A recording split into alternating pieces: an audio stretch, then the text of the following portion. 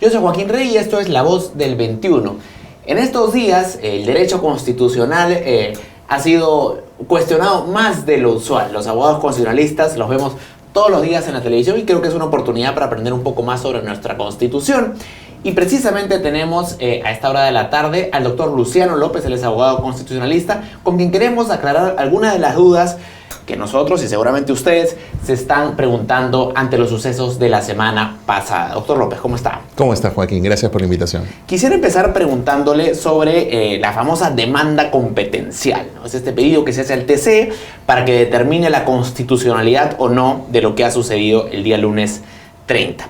Y yo quisiera empezar preguntándole, debemos entender que la pregunta central en esta acción es si es que el Ejecutivo tiene la competencia para hacer una cuestión de confianza por este tema. Se lo pregunto porque otra pregunta es el tema de la negación tácita.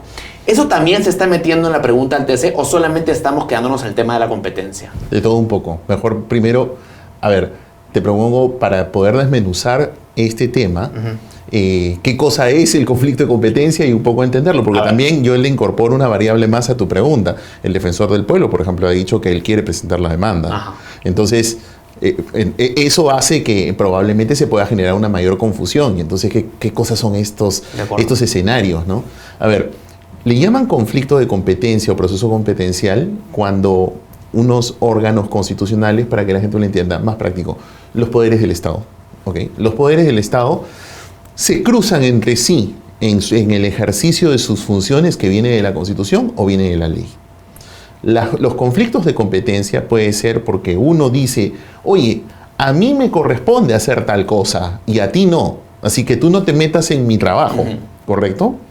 O puede ser que uno diga, oye, a ti te corresponde y a mí no me corresponde hacer eso. Entonces eso es lo que llaman también el conflicto negativo, ¿no? O abstencionista, ¿no? Oye, no, tú no te metas, o sea, yo no tengo que hacer eso, ¿eh? Eso te corresponde a ti, por si acaso, ¿no? O puede ser también que exista otro tipo, que creo que es el que se estaría barajando en este escenario, que es uno un poco más complejo, que lo voy a tratar de explicar en sencillo. Y en sencillo es uno que le llaman menoscabo de atribuciones. ¿Qué es eso en castellano? Que el ejercicio de mi competencia, o sea, el ejercicio de mi función, ¿correcto?, no niega que tú tengas también esta función, pero lo que pasa es que si yo me excedo, estoy en realidad reduciendo el marco de tus competencias. Por eso le llaman menoscabo de atribuciones o restar tus atribuciones. Porque nunca es blanco y negro, a veces te metes un poco en un terreno gris. Por eso es que la jurisprudencia del Tribunal Constitucional, mira, y eso que yo te lo estoy tratando de poner un poco sencillo para no estar entrando en mayor complejidad, pero la jurisprudencia del Tribunal Constitucional reconoce incluso varios subtipos de conflictos de competencia. Pero para no entrar en todo ese menudeo, vamos directo al grano, y este sería el caso probable del menoscabo de atribuciones. ¿Por qué menoscabo de atribuciones? Aquí comenzamos a separar paja de trigo.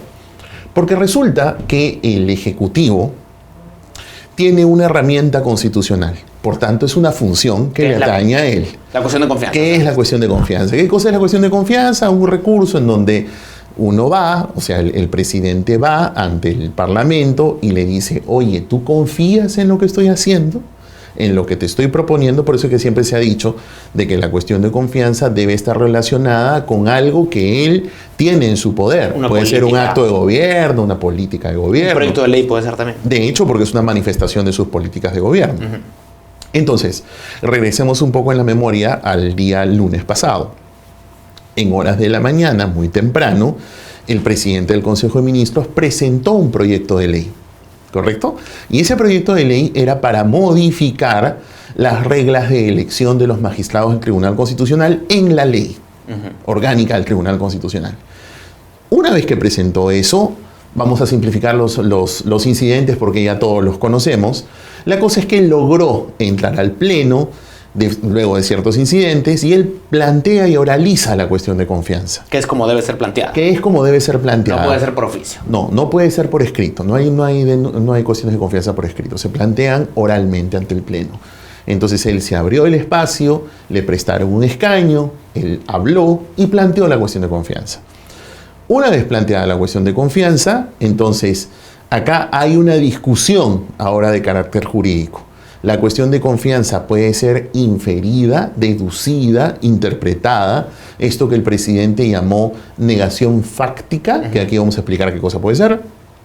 O la otra posición, que es la que se dice, no, la negación de una cuestión de confianza tiene que ser fruto de una votación en el Pleno. Es decir, que tú la planteas, se debate entre todos los congresistas y luego votan si se la van a dar o no se la van a dar. Una acotación, antes de entrar al tema de si es que se dio o no, ¿para ti está claro que el Ejecutivo sí podía hacer una cuestión de confianza sobre un tema que es una atribución, sí, claro, es una atribución del Congreso? Elegir a los miembros del TC es a lo que hace el Congreso. Claro. ¿Puede el presidente alterar la manera en que el Congreso lo hace? Lo que pasa es que si es planteado así a secas, no. Por eso es que creo que es bien importante recalar en los detalles. El detalle es que él a primera hora de la mañana presentó un proyecto de ley. En su proyecto de ley había una disposición transitoria que decía que mientras se debata esta cosa tenía que suspenderse el procedimiento de elección. Más allá que se pueda discutir si el proyecto de ley es una barrabasada o no, si eso se podía o no se podía, lo cierto es de que estaba planteado sobre un proyecto. Sí. Aunque, perdónenme la expresión, aunque fuera pues una tontería o un mamarracho, lo que quisieran calificar al documento, pero era un proyecto. Entonces, sobre el proyecto, él formalmente plantea una cuestión de confianza. Entonces, no la estaba planteando en el aire. La estaba planteando y atando a un proyecto de ley. Y por eso es que entonces, cuando él la oraliza, dice, señores, yo entonces, en mi cuestión de confianza, lo que estoy pidiendo, estoy planteando, es que como he presentado mi proyecto de ley, se suspenda este debate para que entonces se pueda debatir si hay que cambiar estas reglas, tal como lo estoy proponiendo. Y una vez planteado eso, ya había clavado la banderilla y él se retira en ese momento. Y luego viene aquí ya el incidente. El incidente es que el presidente del Congreso, de acuerdo con lo que dice el reglamento, él señala, bueno, esto se puede debatir aquí o en la próxima sesión. ¿Hay sesión en la tarde? Ok, para la tarde. Y luego, la próxima sesión puede ser el mismo día incluso. Es la próxima sesión. La próxima sesión puede ser el jueves, si era lunes. De acuerdo. O podía ser en la tarde como ya estaba fijada, porque a él ya le habían, recuerda que no le habían aprobado la ampliación de la agenda y más bien lo que habían puesto era, te vamos a atender para tu cuestión de confianza el lunes en la tarde. De acuerdo. ¿Ok? Entonces la próxima sesión era la de la tarde. Y en ese momento entonces la señora Indira Wilka, hasta donde no me falla la memoria, ella plantea una cuestión, un asunto procesal, una cuestión de orden, y dice, señor, esto, lo que ha planteado el señor del Solar, vamos a votarlo ahorita, nada que más tarde, ahorita. Y yo hago cuestión de orden para que se vote ahorita. Y como era una incidencia, reglamentariamente, eso se tenía que votar. ¿Y se votó? Y se votó diciendo no a la cuestión de orden. Entonces ahí ha surgido el intríngulis jurídico. Quiere decir que cuando se votó la cuestión de orden de manera negativa, entonces en los hechos se le negó la confianza al señor del Solar, o es que necesitábamos que en la sesión a la que se había diferido y donde se iba a discutir y votar esa cuestión, allí se decidía si se negaba o se otorgaba. ¿Cuál es su punto de vista? Para mí, en realidad, yo sé que mi opinión no es nada popular, pero yo no postulo un concurso de popularidad. Y en segundo lugar, creo que muchas veces hay estos sesgos lamentables de que uno opina algo y entonces recibe una etiqueta si estás a favor o en contra de alguien. Creo que ahí están mis declaraciones. Yo más de una vez he sido muy crítico con las fuerzas mayoritarias que han estado en el Parlamento, que son además grandes causantes de este descalabro que tenemos hoy. Así que yo no estoy ni favoreciendo a nadie. A mí técnicamente como médico lo que yo veo es que en realidad lo lógico es el tema de que se debata y se vote la cuestión de confianza. Lo otro es una incidencia procesal. Pero ahora, si es que el Premier cuando plantea la cuestión de confianza dice... Que se suspende el debate. Dice que se debata prioritariamente. Sí, claro. Ahora, entonces, al seguir con la elección, ya se hace imposible el cumplimiento de, sí, o sea, digamos, la lógica ahí. Ahí viene el tema, porque entonces yo quiero hacerles esta siguiente precisión. No me parece que sea irrazonable, por si acaso, la otra tesis, ¿ah? O sea, es más, me parece que este es un típico caso donde ocurre el gran reto que siempre tiene el derecho, que las soluciones legales estén ajustadas o coincidan con lo que es justo. Porque era evidente que estos señores no querían, en realidad ellos querían nombrar a los magistrados y luego querían sacarle la vuelta a la ley con una criollada y darle la confianza en la tarde para que se quede callado y las cosas siguieran igual, lo cual era inaceptable. Yo eso no lo estoy discutiendo. Lo que estoy diciendo es, mire, le voy a poner este ejemplo. Es como decir, ¿sabes qué? Tengo una emergencia, estoy llevando ahorita a este familiar tan cercano y estoy llevándolo a 240 kilómetros por hora a la urgencia, porque si no lo hago se me muere en el camino. Pero estoy violando todas las reglas de tránsito. O sea, a eso es lo que quiero que me entiendan. Objetivamente he quebrado todas las reglas de tránsito, tengo que pagar todas las multas. Lo que pasa es que he tenido que hacerlo porque si no, no salvaba a mi familiar. Eso es lo que quiero que me entiendan. De acuerdo. O sea, ahora, a eso voy. El órgano que está, finalmente quien tiene que interpretar esto es el Tribunal Constitucional. Ahí viene el tema. De acuerdo. Ajá. Entonces, a lo que iba, la gran pregunta en al Tribunal Constitucional es si existe una negación tácita. Exacto. ¿O no? Esa discusión la va a tener que dilucidar el tribunal. De acuerdo. Va a tener que dilucidar, en el ejemplo práctico que estoy poniendo, va a dilucidar si cabe exonerar a este señor que estaba corriendo 240 kilómetros por hora y que era justificable que lo atienda porque lo contrario no salvaba al familiar. Vamos a ponerlo ahora en el ejemplo. Era evidente que a este señor en realidad lo que querían era llevar adelante la elección del Tribunal Constitucional, pese al que él había planteado su proyecto de ley, hecho cuestión de confianza y haber dicho, señores, no pueden llevar adelante esto hasta que no debatan mi proyecto.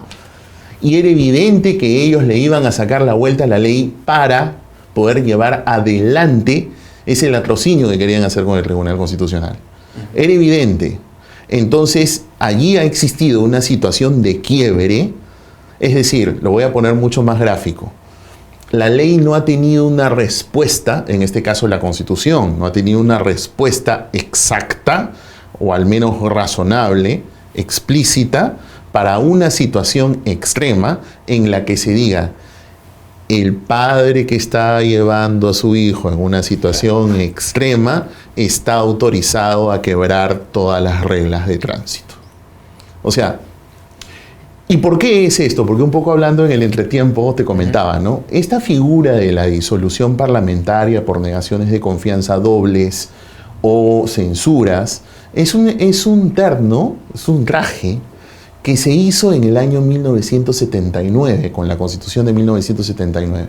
Nunca antes había estado en nuestra tradición constitucional. Es más, en la Constitución de 79 eran 3 negaciones de confianza o 3 votos de censura. Nunca se usó con la Constitución del 79. Recuerden que Fujimori lo que hizo fue un autogolpe y quebró todo. Luego en la Constitución del 93, de 3 baja a 2. Y en 26 años de vigencia de la Constitución del 93, nunca se ha usado.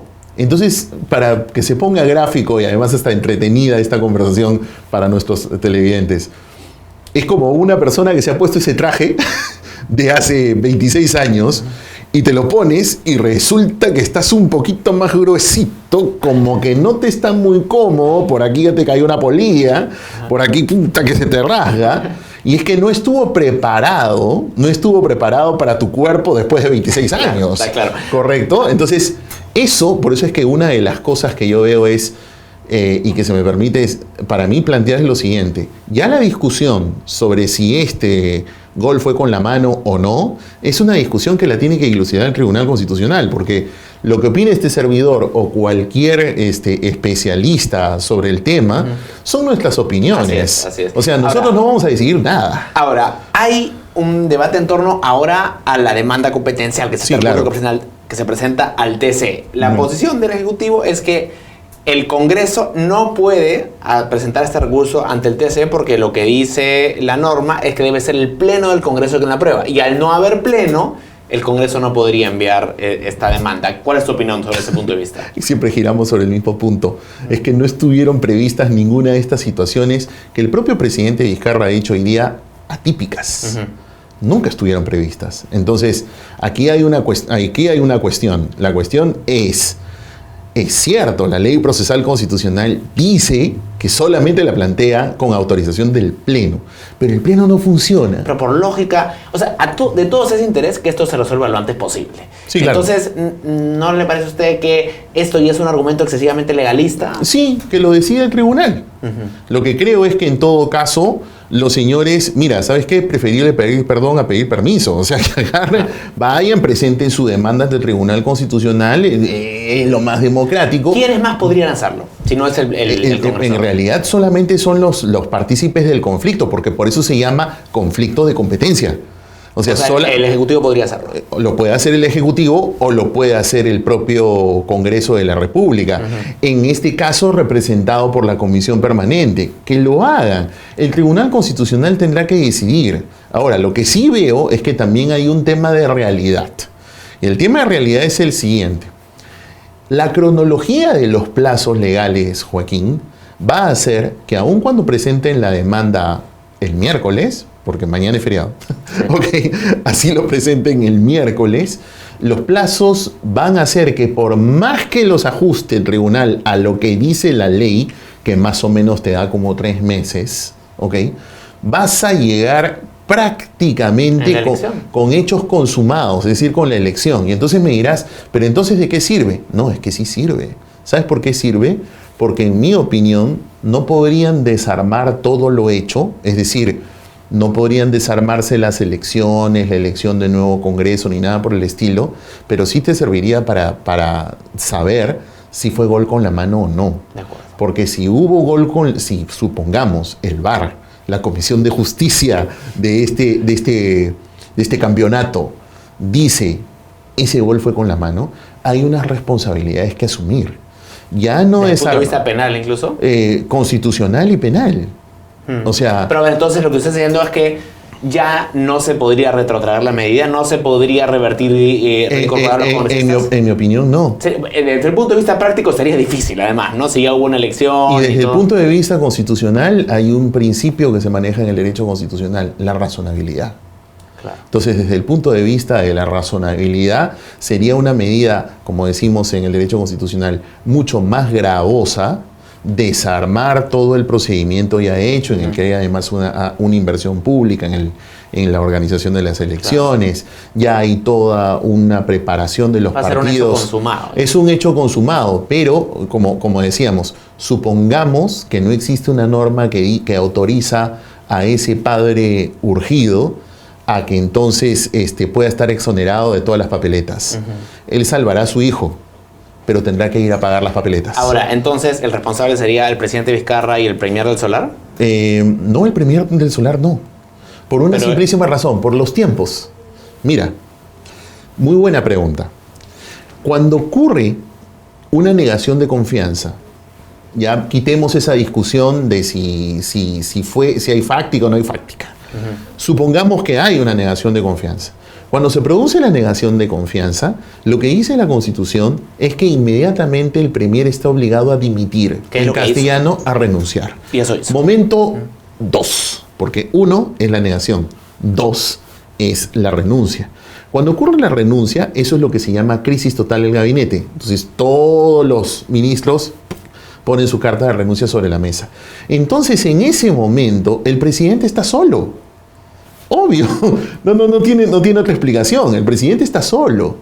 El presidente está solo, ¿por qué? Porque le ha renunciado obligatoriamente el premier, pues. ¿Solo él tomó la decisión de disolver? Por eso es que lo que yo he sostenido, por la secuencia lógica de las figuras constitucionales, porque es cierto que la Constitución tampoco te da una respuesta exacta, pero lo que sí es cierto es que de la secuencia lógica de esos hechos constitucionales, en el momento en el que el señor va a emitir el decreto de disolución, él factual y jurídicamente está solo.